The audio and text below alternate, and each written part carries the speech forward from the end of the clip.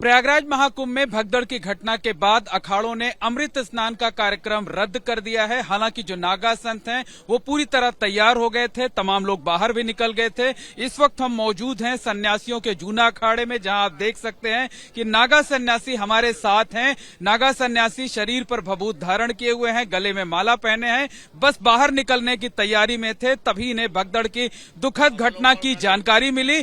अस्त्र शस्त्र के साथ खड़े हुए थे, लेकिन फिलहाल अमृत स्नान का कार्यक्रम आज का जो है वो रद्द कर दिया गया है। हमारे साथ तमाम नागा सन्यासी हैं, हम उनसे बात करते हैं और जानने की कोशिश करते हैं। महाराज जी, बेहद दुखद घटना हुई जिसके बाद आप लोगों ने अपने अमृत स्नान का कार्यक्रम रद्द कर दिया, और आप लोगों का ये मानना है कि श्रद्धालुओं की सुरक्षा सबसे जरूरी है। आप लोगों का अमृत स्नान तो अगली बार हो जाएगा। बस यही है, हम तो अमृत स्नान 3 तारीख को भी कर लेंगे, पर व्यवस्था तो व्यवस्था है ना।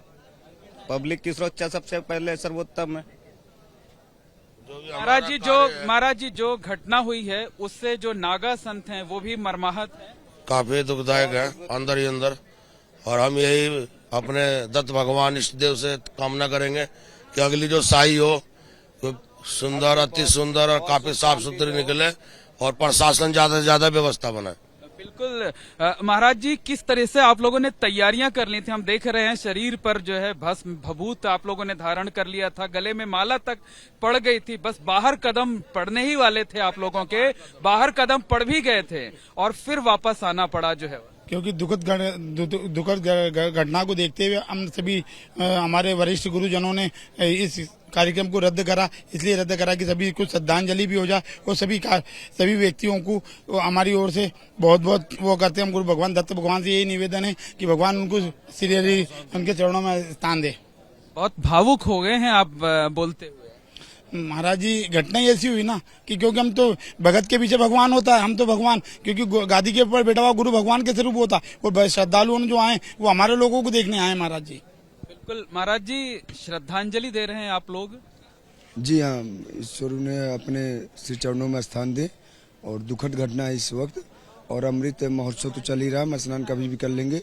हम धर्म और राष्ट्र रक्षा के लिए और मानव रक्षा सर्वोपरि है, और पहले उन लोगों का स्नान हो जाएगा, हम कभी भी कर लें, ऐसा हमारे गुरुओं और महात्माओं का कहा। महाराज जी, आज आप लोगों ने जो त्याग किया है वो श्रद्धालुओं की सुरक्षा के मद्देनजर त्याग किया है। वो जो घटना घटी है वो दुख की बात है, हम सोच में है, अभी तो कोई बात नहीं कर सकता है।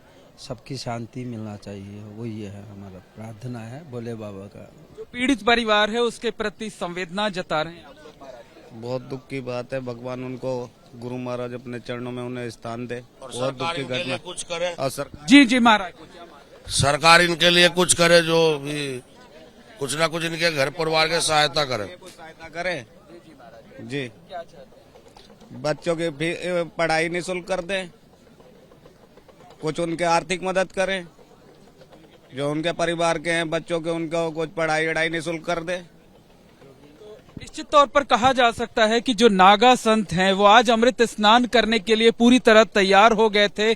तमाम नागा संत अपनी छावनी से बाहर निकल गए थे, शाही जुलूस के साथ आगे बढ़ने की तैयारी में थे, तभी उन्हें भगदड़ की घटना की जानकारी मिली। और जब अखाड़ा परिषद ने यह फैसला किया कि आज अमृत स्नान नहीं होगा, तो ये सारे के सारे नागा संत अपने अपने छावनी में वापस आ गए हैं, दुखी हैं, मर्माहत हैं, पीड़ितों के प्रति अपनी संवेदना जता रहे हैं, और साथ ही साथ ये मांग भी कर रहे हैं कि सरकार को जो भी पीड़ित हैं उनके उचित मुआवजा जो है वो मृतकों के परिवार वालों को दिया जाए, और साथ ही साथ जो लोग घायल हुए हैं उनके इलाज के पुख्ता इंतजाम किए जाएं। कैमरामैन राजेश कुमार के साथ मोहम्मद मोइन, एबीपी न्यूज, महाकुंभ नगर, प्रयागराज।